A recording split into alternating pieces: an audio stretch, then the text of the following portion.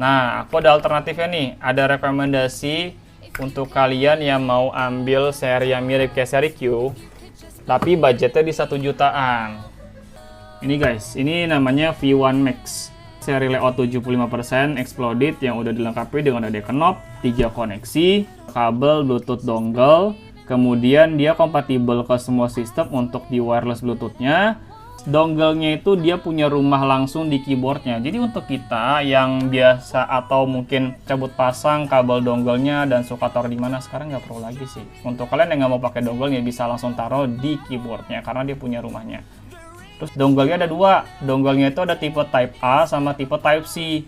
Alasan kenapa aku bilang seri CV Max, seri V1 Max ini merupakan seri versi Light Q Max.